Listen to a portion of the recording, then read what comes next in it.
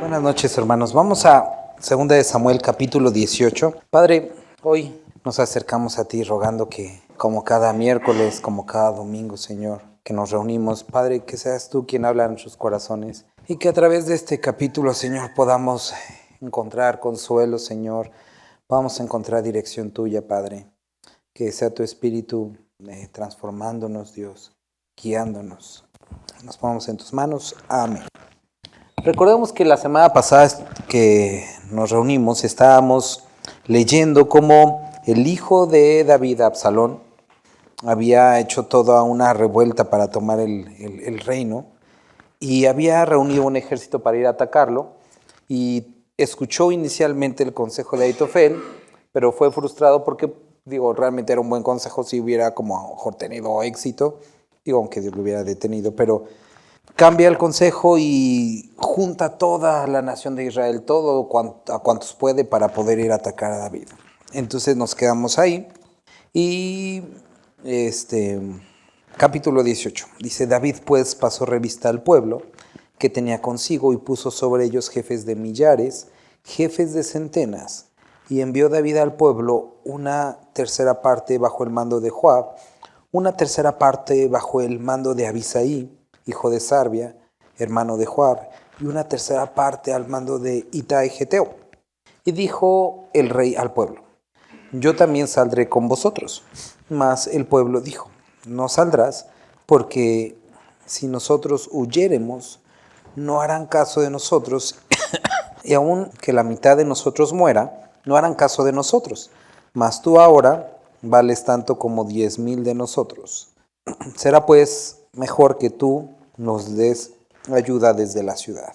Y David, yo creo que se sintió, como me decía ayer mi hija, tú no salgas, papá, porque tú tienes tos, como, oye, tú estás viejito, nosotros que estamos jóvenes salimos, ¿no? Pero bueno, no era tanto el caso que estuviera viejito, sino para ellos era importante la dirección de David, la figura del rey, entonces, bueno, por eso le pidieron que quedara en la ciudad. Y podemos ver aquí una imagen interesante de lo que vemos en Efesios, ¿no? Someteos unos a otros en el amor del Señor y cómo David escuchó el consejo y se quedó, ¿no? Sabemos que no fue miedo ni nada así porque David era un hombre de guerra. Entonces el rey les dijo, yo haré lo que bien os pareciere, y se puso el rey a la entrada de la puerta, mientras salía todo el pueblo de 100 en 100 y de 1000 en 1000. O sea que eran muchos. Y el rey mandó a Joab y a Abisaí y a Tiai, diciendo, ¿me podría alguien ayudar a leer este versículo, el 6 y el 7? Traten benignamente por amor de mí al joven Absalón. Vayan, hagan toda esta guerra, pero a Absalón no le haga nada, que pues básicamente era el problema, ¿no? Todos los demás pues no era el problema era Absalón. Y ahí dice que murieron 20,000 hombres y la batalla se extendió por todo el país. Y fueron más, y eso es interesante de leer, más los que destruyó el bosque aquel día que los que destruyó la espada. Y se encontró Absalón con los siervos de David. E iba Absalón sobre un mulo, y el mulo entró por debajo de las ramas espesas de una gran encina, y se le enredó la cabeza en la encina, y Absalón quedó suspendido entre el cielo y la tierra, y el mulo en que iba pasó delante, o sea, se quedó colgado. Generalmente se tiene la imagen, o se explica, que era por el cabello tan bonito que tenía que habíamos leído en capítulos anteriores, aunque realmente pues aquí no podemos encontrar que nos diga que era por el cabello específicamente. Era la encina, las ramas, se quedó atorado. Y podemos ver como, ninguna de estas cosas son coincidencia, sino era Dios obrando, trayendo justicia a David. No habían sido ni siquiera los siervos de David hasta este punto, sino se quedó atorado en el bosque. Y Joab rezó, y Absalón quedó suspendido entre el cielo y la tierra, y el mulo que iba adelante pasó. Viéndolo uno, avisó a Joab diciendo, he aquí, he visto a Absalón colgado de una encina. Y Joab respondió al hombre que le daba la nueva, oye, y si te diste cuenta de eso, ¿por qué no lo mataste? me hubiera placido darte 10 ciclos de plata y un talabarte, un reconocimiento, un premio. El hombre dijo a Joab, aunque me pesaras 1000 ciclos de plata, no extendería yo mi mano contra el hijo del rey, porque nosotros estábamos ahí a la puerta cuando el rey te mandó a ti, a Abisai y a Itai diciendo, mirad que ninguno toque al joven Absalón. Por otra parte, habría yo hecho traición contra mi vida, pues que el rey nada se le esconde, y tú mismo me hubieras echado de cabeza. Y respondió Joab, no malgastaré mi tiempo contigo, y tomando 3 dardos en su mano, los clavó en el corazón de Absalón, quien estaba aún vivo en medio del encino. Entonces él lo mató. Y 10 jóvenes escuderos de Joab rodearon e hirieron a Absalón y acabaron de matarle. Entonces la muerte realmente tuvo que ver con Joab y sus siervos, ¿no? Versículo 16. ¿Alguien me podría ayudar a leerlo? Tomaron después a Absalón, le echaron en un gran hoyo en el bosque y levantaron sobre él un montón muy grande de piedras, de manera que nadie pudiera sacarlo. Pues esa era la intención, que no pudieran sacarlo y que no pudieran darle ni honores, ni recuerdos, ni nada a su cuerpo. Entonces lo enterraron básicamente y como de una manera permanente. Y bueno, cada uno en Israel huyó a su tienda. Entonces se dieron cuenta los de Israel que habían sido derrotados y regresaron a su tienda. Y aquí hay una anotación, versículo 18. ¿Lo puede leer alguien, por favor? Estaba leyendo algo bien interesante. Bueno, a mí me resultó interesante que, hasta el día de hoy hay un lugar que se identifica con la tumba de Absalón, que algunos dicen que era o es el lugar donde estuvo esta columna de Absalón. Pero interesantemente el día de hoy, lejos de ser un lugar en el que a lo mejor se recuerde algo positivo, bueno de Absalón, los judíos ortodoxos tienen por costumbre, cada vez que pasan por ahí, escupir en ese lugar. Entonces imagínate, lo que tú a lo mejor levantaste, o en el caso de Absalón levantó como para que lo recordaran sus proezas, el día de hoy los judíos ortodoxos pasan y escupen ese lugar. Y por este asunto, por la traición de un hijo hacia su padre. Y estaba leyendo que incluso los padres toman el tiempo cuando llegan a pasar por ahí de enseñarles o de repetirles una y otra vez a sus hijos, diciéndoles esto es lo que pasa cuando un hijo se levanta contra su padre. Entonces, como contrario a lo mejor a lo que quiso, pero me ponía a pensar cómo a veces como seres humanos llegamos a levantar esos monumentos a nuestra insensatez y algo que en nuestra mente parecía ser un recuerdo es más bien una afrenta, ¿no? Y bueno, entonces Ahimaas, hijo de Sadoc, dijo, correré ahora y daré al rey las nuevas de que Jehová ha defendido su causa de la mano de sus enemigos. Es Ahimaas, hijo de Sadoc. Dijo, oye, yo quiero ir a dar la noticia. Y respondió Joab, versículo 20, hoy no llevarás las nuevas, las llevarás otro día. No darás hoy la nueva, porque el hijo del rey ha muerto. Y Joab dijo a un etíope, ve tú y di al rey lo que has visto. Entonces Ahimaas le dice, oye, yo quiero ir a dar las buenas nuevas, las noticias. Y Joab le dice, no, tú no. Y en su lugar manda a un etíope. Y Joab dijo, entonces Ahimaas, versículo 22, hijo de Sadoc, volvió a decir a Joab, sea como fuere, yo correré ahora tras del etíope. Y Joab dijo, hijo mío, ¿para qué has de correr tú? ¿Por qué la insistencia de querer ir tú? No vas a recibir un premio por las nuevas. Pero él dijo, no importa, ese no es lo que me interesa. Yo quiero ir, yo correré.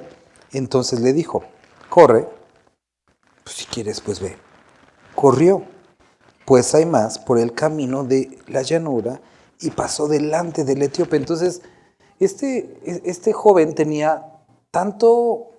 Me puse a leer y a buscar cuál era la razón detrás de... Bueno, vamos a seguir leyendo. Y David estaba sentado entre las 2 puertas. Bueno, no nos olvidemos que tenía tantas ganas y todo eso que corrió más rápido que el etíope. Y David estaba sentado entre las 2 puertas Y el atalaya había ido al terrado sobre... Y bueno, me puse a pensar, no sé si en esa época, pero por lo menos en esta época, si algo de fama tienen todas estas comunidades cercanas a Etiopía, África, todo eso es que corren bastante rápido, ¿no? Pero aún así, Ahimaaz le ganó. Y David estaba sentado entre las dos puertas y el atalaya había ido al terrado sobre la puerta en el muro. Y alzando sus ojos miró y vio a uno que corría solo. El atalaya dio luego voces y lo hizo saber al rey. El rey dijo, si viene solo, buenas nuevas trae. Porque dijo, si vienen muchos, quiere decir que ya nos ganaron y hay que escondernos. Pero si viene uno, pues es que la batalla salió bien. Y entre tanto que venía acercándose, vio el atalaya a otro que corría, y era el etíope que se había quedado atrás. Y dio voces el atalaya al portero diciendo, he aquí otro hombre que corre solo. Y el rey dijo, ese también es mensajero. Y el atalaya volvió a decir, me parece el correr del primero como el correr de Ahimaaz, hijo de Sadoc. Entonces, posiblemente ya era como conocido por esta habilidad, o no sé, porque reconoció la forma en la que caminaba o corría más bien. Y respondió el rey, ese es hombre de bien y viene con buenas nuevas. Entonces Ahimaaz dijo en alta voz al rey, paz, y se inclinó a tierra delante del rey. Y dijo, bendito, o sea, si ven, a pesar de que le habían dicho que no, él corrió más rápido para él dar el mensaje de todas maneras. Bendito sea Jehová Dios tuyo, que ha entregado a los hombres que había levantado sus manos contra mi señor el rey. Y el rey dijo, ajá, qué bueno, pero ¿y mi hijo? ¿Y Absalón cómo está? Porque era lo que realmente le importaba al rey. Interesantemente hay más como que ahí dijo, ay chin, pues eso sí no pregunté, eso no me lo sé. Nomás me sabía la mitad del mensaje, nada, me supe hasta donde puse atención. Y el rey, pues de alguna forma le dijo, bueno, es que la primera noticia no me interesaba tanto. Y le dijo, quédate hasta aquí a un lado y pues vamos a esperar que el otro que sí sabe, espero que sepa, me diga todo lo que me tiene que decir. Luego vino el etíope y dijo, reciba nuevas mi señor el rey, que hoy Jehová ha defendido tu causa de la mano de todos los que habían levantado contra ti. El rey entonces le dijo al etíope, el joven Absalón, ¿está bien? Y el etíope respondió, como aquel joven sean los enemigos de mi señor, el rey, y todos los que se levanten contra ti para mal. Entonces el rey se turbó y subió a la sala de la puerta y lloró, y yendo decía así, hijo mío Absalón, hijo mío Absalón, ¿quién me diera que muriera yo en lugar de ti, Absalón, hijo mío? Entonces, cuando vemos esta parte hay más, les decía, me puse como a buscar y a buscar como cosas de Ahimaaz, del etíope, el lugar, porque a mí se me hacía como, o sea, ¿cuál era la razón? ¿Por qué quería a fuerza dar el mensaje, no? Y entonces, casi todos los comentarios que encontré, todos como se centraban en este asunto, ¿no? Era la juventud, era el deseo de servir, era la fidelidad al rey, era el ímpetu de querer como ser partícipes, no importa la recompensa, no importa el cansancio, no importa que había estado en guerra, simplemente quería dar el mensaje de decir, ganamos. O sea, al rey todo está bien. Desafortunadamente, eso no era suficiente en este sentido, que el mensaje no estaba completo. Y ahí me ponía a pensar, cómo hay ocasiones en nosotros como creyentes que podemos tener un gran ímpetu, un gran deseo, una fidelidad enorme a nuestro rey y decir, yo voy. Y recordemos, no es que Dios diga, no, nada más los que tengan grado de licenciatura en teología, o sea, Dios no está esperando esas calificaciones. Pero recordaba esta porción de Pedro y me gustaría que pudiéramos ir a esta porción de Pedro para poder, ver esto que le estaba pasando con Ahimaaz. Segunda de Pedro, capítulo 1, dice, Simón Pedro, siervo y apóstol de Jesucristo, a los que habéis alcanzado por la justicia de nuestro Dios y Salvador Jesucristo, una fe igualmente preciosa que la nuestra. ¿A quién está dirigido esto? ¿A quién? al creyente, aquellos que por la justicia de nuestro Señor Jesucristo ahora disfrutamos ese camino, esa reconciliación con el Padre, ¿no? Pedro lo dice de una manera muy bonita. Dice, gracia y paz os sean multiplicadas en el conocimiento de Dios y de nuestro Señor Jesucristo. Como todas las cosas que pertenecen a la vida y a la piedad, nos han sido dadas por su divino poder, mediante el conocimiento de aquel que nos llamó por su gloria y excelencia, por medio de las cuales nos ha dado preciosas y grandísimas promesas, para que por ellas llegaseis a ser participantes de la naturaleza divina. Te animo a que lo puedas leer detenidamente, porque sé que son varios aspectos que está tocando aquí, pero dice, básicamente, Él quiere que seas partícipe de todas aquellas buenas cosas que preparó para los creyentes, para ti. Él quiere eso. Pero, de aquí es donde llegamos a lo que estamos leyendo. Habiendo oído de la corrupción que hay en el mundo a causa de la concupiscencia, vosotros, pon atención y si puedes subrayarlo y meditarlo esta noche, vosotros también, poniendo toda diligencia por esto mismo, y eso es como un trabajo que nosotros tenemos que hacer, tenemos que poner diligencia en esto, añadida a vuestra fe, a esa fe que experimentaste, esa fe que puso Dios en ti, que te llevó a la salvación, ¿qué necesitamos añadir? Virtud. Y vemos que la virtud son obras. Involúcrate en aquellas obras que Él puso delante de ti, no para ganar la fe, no para ganar la salvación, sino como un resultado normal. Añade a esta fe que tienes virtud. Santiago lo decía, ¿tienes fe? Qué bueno, muéstrame las obras. Y Pedro lo está diciendo de una manera como, es importante, querido hermano, tú creyente, así como hay más, qué bueno que corres. Y además es un ejemplo hermoso de aquel creyente que tiene todo el ánimo para su Señor. Quiero dar las buenas nuevas, pero digo, qué bueno, tienes la fuerza, pero es necesario que añadas a esa fe virtud. Y después dice, ¿y a la virtud qué? Conocimiento. Y hay más, carecía del conocimiento completo. Presentó un mensaje a medias, ¿no? Y lo hemos estado leyendo en Timoteo, habla del servicio del apostolado y dice que es importante no un neófito, para que envaneciéndose no caiga en el lazo del diablo, ¿no? Entonces, Pedro lo dice de una manera, vuelvo a repetirlo, es una manera muy hermosa diciendo, Dios quiere que seas partícipe de todo esto. Dios lo preparó para ti y quiere que lo hagas y es más, te animo a que lo busques, pero necesitas como caminar en esto. Primero, producto de esta fe, añada a esta fe virtud.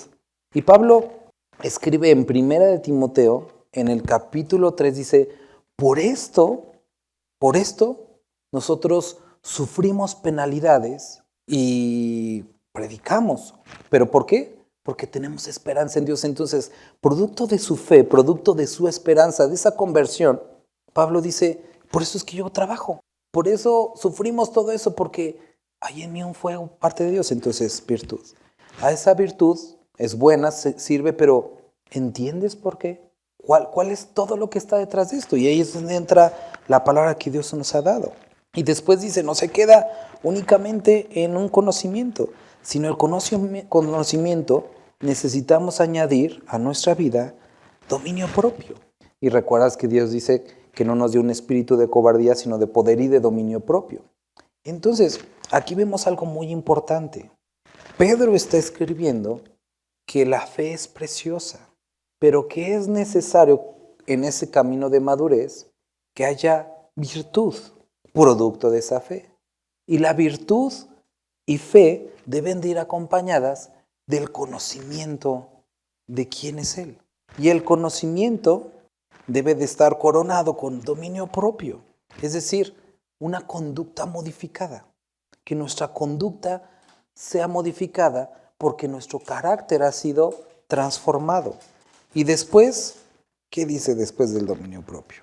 Pero ¿por qué paciencia si yo ya tengo fe, si ya tengo virtud, si tengo conocimiento y si tengo dominio propio? ¿Por qué paciencia? Porque te vas a dar cuenta que a pesar de que esto haya llegado a tu vida, que Dios lo haya puesto, va a ser puesto a prueba. Y habrá ocasiones hermosas donde digas, gracias Padre porque me ayudaste a sobrepasar o pasar bien esta tentación o esta prueba. Y habrá ocasiones en las que con lágrimas en los ojos digas, no lo pude hacer. Después de todo no sabía tan bien. Después de todo no tenía tanto dominio. Pero dice paciencia. Y a la paciencia, verdad, piedad. Y esta piedad está relacionada con la virtud. Aunque la piedad son aquellos actos, no solamente buenas obras, sino son aquellos actos relacionados con Dios. Ya esa piedad, un afecto fraternal. Y ese afecto fraternal que empieza como un te quiero, que se transforme en amor. Y entonces nosotros podemos decir que cuando estamos caminando o buscando esto, dice, porque si estas cosas están en vosotros y abundan, van a dar fruto, van a dar ese fruto. Y queridos hermanos, esto que nosotros leemos con este joven hay más, no es exclusivo de la juventud física, sino es algo bastante común entre nosotros como creyentes. Todo el tiempo estamos aprendiendo, no importa cuánto tiempo tengamos en el Evangelio. Yo una y otra vez me vuelvo a ver a la luz de la palabra y digo, Dios, ¿hasta cuándo? Yo a veces le digo, ya voy a la mitad de mi vida, no inventes. Y él me dice, pues ¿yo qué? Más bien tú, ¿no? Y digo, sí es cierto, Dios, o sea, el problema soy yo. Pero tenemos que entender que es un camino en el que debemos de estar transitando. Tenemos fe, es hermoso, pero a esa fe necesitamos estar añadiendo virtud. Virtud, conocimiento, dominio propio, piedad, amor fraternal, amor. Y debe de ser algo constante. Y Pedro nos anima a que esto sea algo diligente, que sea algo que constantemente pongamos atención. Y podemos ver un ejemplo también en el libro de Hechos, ¿no? A este hermoso personaje de Apolos, que compartía el evangelio, pero no sabía como toda la onda completa, ¿no? Se había quedado hasta el evangelio, hasta el bautismo. Y entonces Aquila y Priscila lo toman aparte y le dicen, mira, faltaba esto. Y este creyente no dice, ay, ustedes qué, sino simplemente escucha, se anima y continúa, ¿no? Y entonces eso es un buen ejemplo de lo que debemos de hacer. Regresamos a Samuel y vemos que el rey estaba de alguna forma fuera de sí. Y cuando estaba leyendo hace ratito en la mañana, obviamente la primera reacción que tienes es, ahí este David, que fuera de lugar su lloro, pero después dices, como padre a veces, no digo que esté bien hecho, pero puedes dejar pasar la traición con tal de tener a tu hijo cerca. Y en eso había caído David. Dieron aviso a Joab, he aquí el rey llora y hace duelo por Absalón, el que había traicionado. Y se volvió aquel día la victoria en luto para todo el pueblo, porque oyó decir el pueblo aquel día que el rey tenía dolor por su hijo. Y entró el pueblo aquel día en la ciudad escondidamente, como suele entrar a escondidas el pueblo avergonzado que ha huido de la batalla. Mas el rey, cubierto el rostro, clamaba en alta voz, hijo mío, Absalón, Absalón, hijo mío, hijo mío. Entonces Joab vino al rey en la casa y dijo, hoy has avergonzado el rostro de todos tus siervos que hoy han librado tu vida, y la vida de tus hijos y de tus hijas, y la vida de tus mujeres y la vida de tus concubinas, amando a los que te aborrecen y aborreciendo a los que te aman, porque hoy has declarado que nada te importan tus príncipes y siervos, pues hoy me has hecho ver claramente que si Absalón viviera, aunque todos nosotros estuviéramos muertos. Imagínate, o sea, trata de imaginarte esta conversación, lo incómoda, el claro enojo del general que había guiado todo esto, el rey llorando, y le dice, o sea, ¿no te interesaría, aunque todos nosotros nos hubiéramos muerto, tú estarías bien? Levántate pues ahora y ve afuera y habla bondadosamente a tus siervos, porque juro por Jehová que si no sales, no quedará ni un hombre contigo esta noche. Y esto te será peor que todos los males que te han sobrevenido desde tu juventud hasta ahora. Entonces se levantó el rey y se sentó a la puerta. Y fue dado aviso a todos, a todo el pueblo, diciendo: He aquí el rey está sentado a la puerta. Y vino todo el pueblo delante del rey, pero Israel había huido cada uno a su tienda. El rey toma el consejo de Joab, pero me gustaría que un momento pudiéramos considerar esta actitud, que el rey estaba lamentándose por quien lo había traicionado. Es como complicado el poder ver esto porque era su hijo.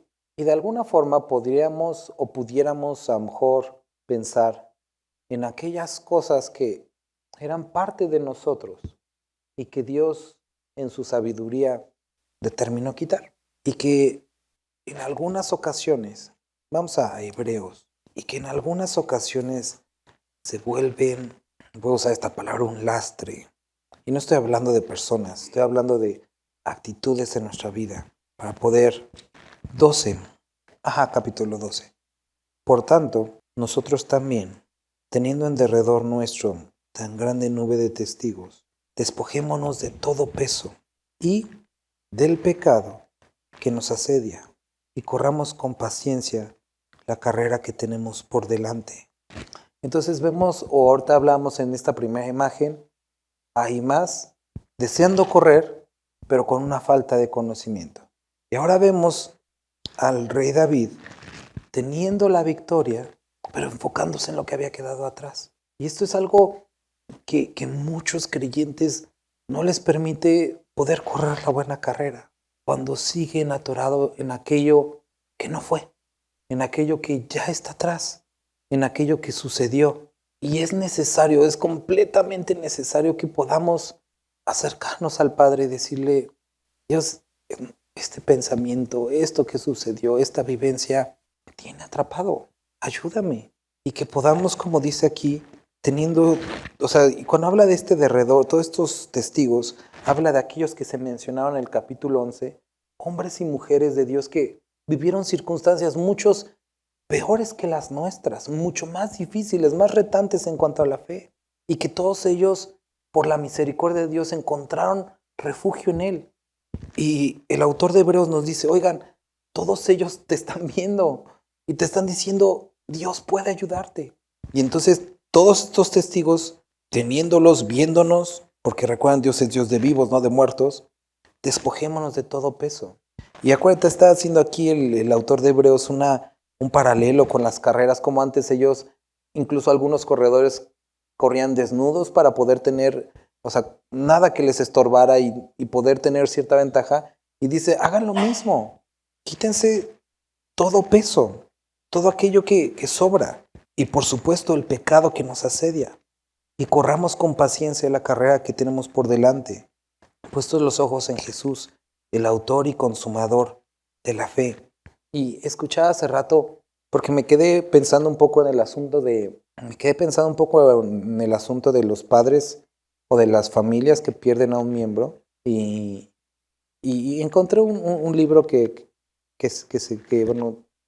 habla de este asunto, y uno de los comentarios del autor decía que él ha encontrado que muchas familias que han perdido un miembro, y dice, y habla específicamente del padre, cuando el padre no puede superar la pérdida, produce en aquellos que están vivos y que dependen de él una sensación o un terror hacia el amor. Describe varios aspectos, pero me quedé pensando en cómo David estaba tan enfocado en la pérdida que no le importaban sus súbditos, no le importaban sus otros hijos. Y recuerda, ahí estaba Salomón, el que iba a ser el próximo en el reino, estaba todo el pueblo, pero él estaba enfocado en una sola cosa, y hay veces que podemos estar delante de Dios pidiéndole algo acerca de una cosa y diciéndole: Dios, y esto, y esto, y esto, y Dios, a través de su palabra, a través de hermanos, posiblemente nos está diciendo: oye, hay otras cosas, no te claves ya con esto, hay muchas otras cosas. Y posiblemente aquello que estemos peleando o pidiéndole a Dios, intencionalmente se ha determinado quitarlo. Entonces, dejemos a un lado cuando Dios quita y corramos con paciencia la carrera. Y nada, terminamos de leer esto porque termina, bueno, sigue bonito aquí, ¿no? Puestos los ojos en Jesús, el autor y consumador de la fe, el cual por el gozo puesto delante de él sufrió la cruz. e hizo a un lado, menospreció el oprobio y se sentó a la diestra del trono de Dios. Vamos a regresar a Samuel. Entonces David estaba orando. Joab le da un buen consejo. David lo toma, aunque vamos a ver que no del todo bien. Y entonces se va a las puertas de la ciudad, se reúnen las personas, los de Israel se van. Y el rey David envió a los sacerdotes, y todo el pueblo disputa en todas las tribus de Israel diciendo, el rey nos ha librado de mano de nuestros enemigos y nos ha salvado de mano de los filisteos, y ahora ha huido del país por miedo de Absalón. Y Absalón, a quien habíamos ungido sobre nosotros, ha muerto en la batalla. ¿Por qué pues estáis callados respecto de hacer volver al rey? Creo que me salté mucho. No, ¿verdad? No. Y el rey David envió a los sacerdotes Sadoc y Abiatar diciendo, hablad a los ancianos de Judá y decidles, ¿por qué seréis vosotros los postreros en hacer volver al rey a su casa, cuando la palabra de todo Israel ha venido al rey para hacerlo volver a su casa? Vosotros sois mis hermanos, mis huesos, y mi carne sois.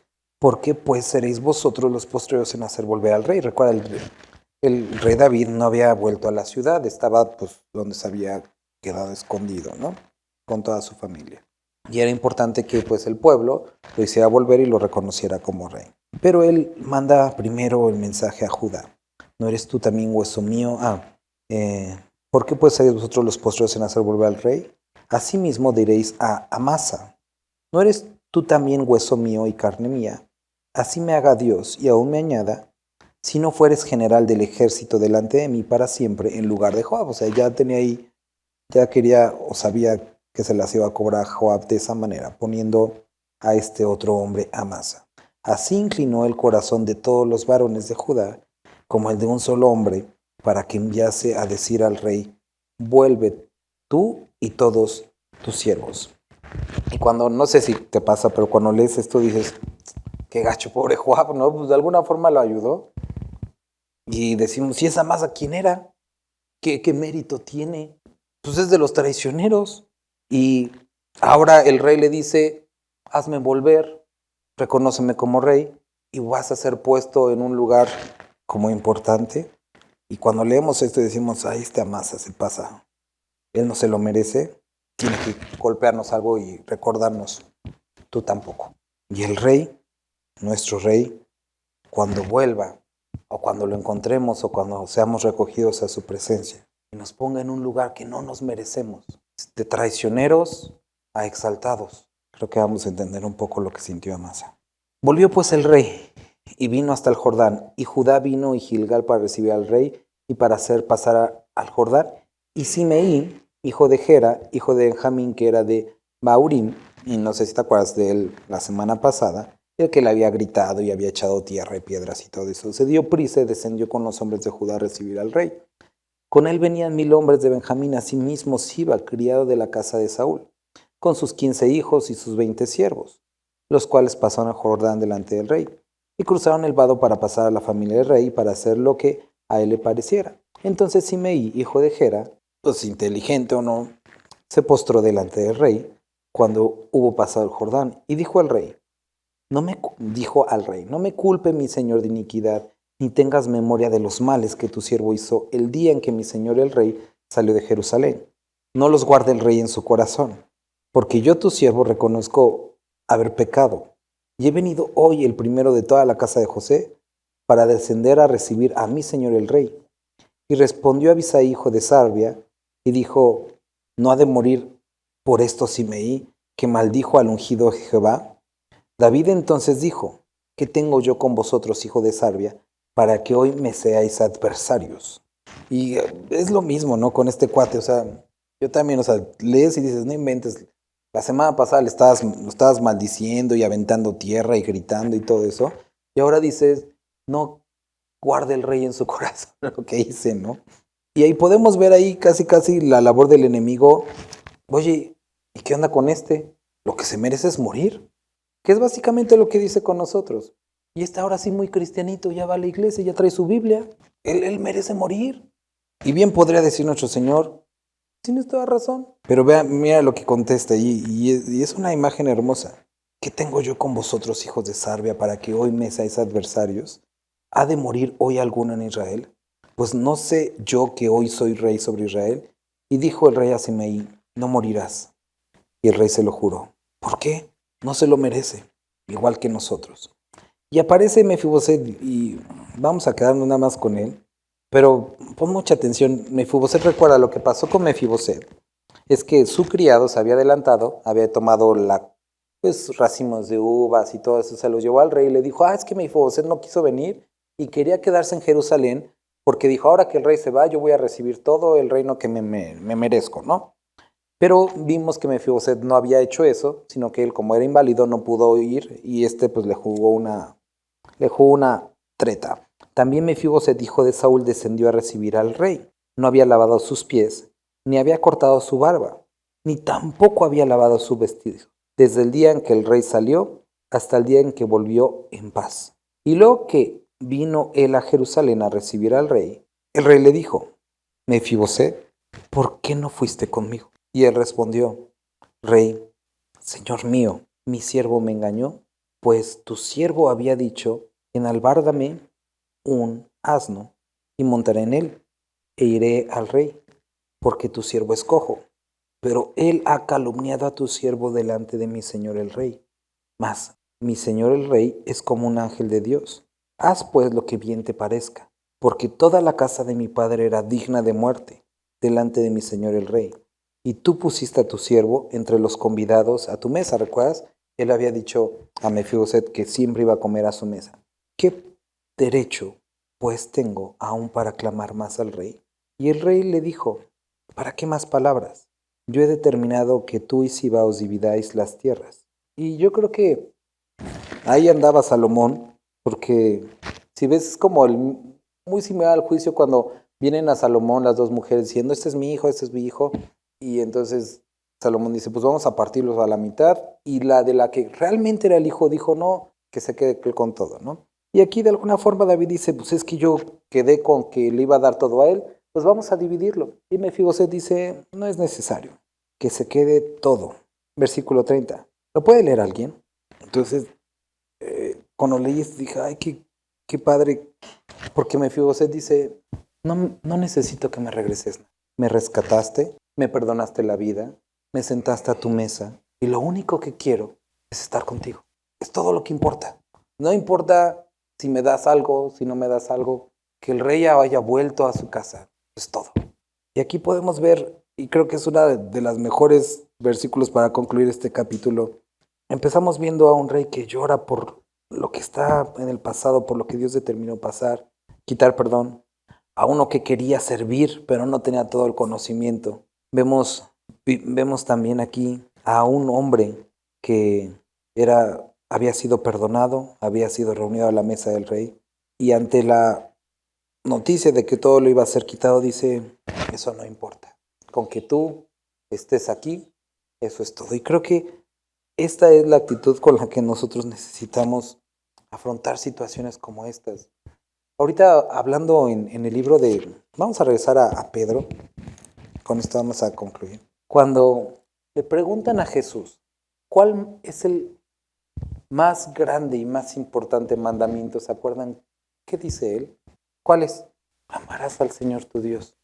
Ahora, mira lo que dice Pedro, no estamos, segunda de Pedro capítulo 1. A los que habéis alcanzado por la justicia de nuestro Dios y Salvador Jesucristo una fe igualmente preciosa que la nuestra, gracia y paz sean multiplicadas en el conocimiento de Dios y nuestro Señor Jesús. Como todas las cosas que pertenecen a la vida y a la piedad nos han sido dadas por su divino poder, mediante el conocimiento de aquel que nos llamó por su gloria y excelencia, y por medio de las cuales nos ha dado preciosas y grandísimas promesas, para que por ellas llegaseis a ser participantes de la naturaleza divina, habiendo huido de la corrupción que hay en el mundo a causa de la concupiscencia. Vosotros también poned lo que ya leímos, a su fe, virtud y conocimiento. Pero cuando llega aquí al versículo número 9, pero el que no tiene estas cosas tiene la vista muy corta, es ciego, habiendo olvidado la purificación de sus antiguos pecados. Por lo cual, hermanos, tanto más procurad hacer firme vuestra vocación y elección, porque haciendo estas cosas no no caeréis jamás, porque de esta manera os será otorgada amplia y generosa entrada en el reino eterno de nuestro Señor y Salvador Jesucristo.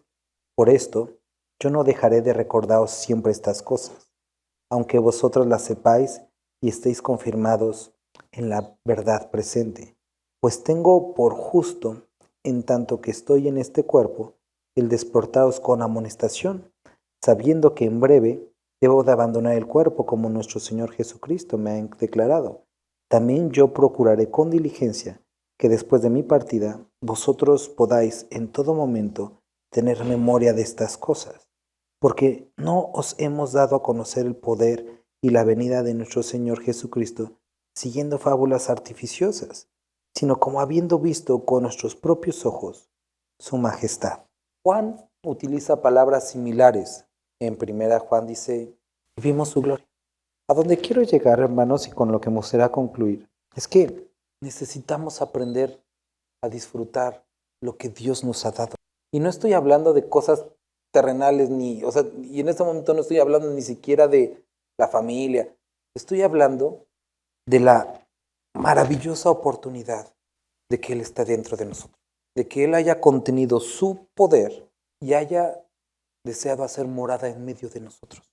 Eso es algo que todos estos hombres antes de Cristo anhelaron y desearon y no lo entendían. Por eso habla del misterio de la piedad. Porque ahora Dios decidió, a través también de este sacrificio y a través de lo que hizo, hacer morada en nosotros. Y que tú el día de hoy puedas llegar a tu casa, cerrar los ojos y poder hablar con Dios. Eso es todo para el ser humano. Que el camino haya sido abierto al Padre. Y hermano, a veces podemos meternos en un ajetreo de más servicio, más ministerio, más esto, pero antes de correr en todo eso, detente y conoce a Dios. Eso es la vida eterna. La vida, dice, esta es la vida eterna, que te conozcan a ti. Y tú el día de hoy, puede ser que haya muchas cosas que quieras saber, hay muchas cosas que quieras hacer, pero antes de eso, Pedro te dice, es importante que puedas disfrutar, experimentar tu gloria. Y una vez que hayas encontrado una fuerte pasión, un deseo por Él, entonces puedes caminar, pero conoce a Dios, relaciónate con Él. Y no de una manera como intelectual, sino algo relacional, que sea tu todo, que puedas tener una comunión con Él. Porque Él le ha placido, esto es lo que veamos el domingo, Él le ha placido, quédate conmigo. Como veíamos que le decía Pedro Juan, quédense conmigo. Vamos a terminar aquí, vamos a orar. Señor Jesús, quiero rogarte, quiero suplicarte el día de hoy, que puedas poner en cada uno de mis hermanos un deseo profundo de tu presencia. Que cada uno de los que están aquí puedan desear, Señor, tu presencia. A veces, Padre, es muy complicado poder expresar algo que solamente tú puedes producir. Y hoy te ruego que aquellos que lo deseen, Padre, puedas ver este deseo y que puedan ser llenos de tu espíritu y de tu presencia. Que puedas revelarte a sus corazones de una manera en la que ellos no la imaginaban. Padre, que tu palabra pueda hacer sentido en sus corazones, que pueda abrir sus ojos, su entendimiento, que pueda traer convicción a sus vidas, que pueda reavivar su deseo, su gozo, Padre. Padre, te ruego que a todos aquellos los que están el día de hoy aquí, que deseen este deseo, Padre, y te ruego que como dice tu palabra, ¿cómo no daré mi espíritu a todos aquellos que me pidan? Padre, ruego que derrames de tu presencia sobre nosotros, que podamos conocer. Bendito eres, Dios. Amén.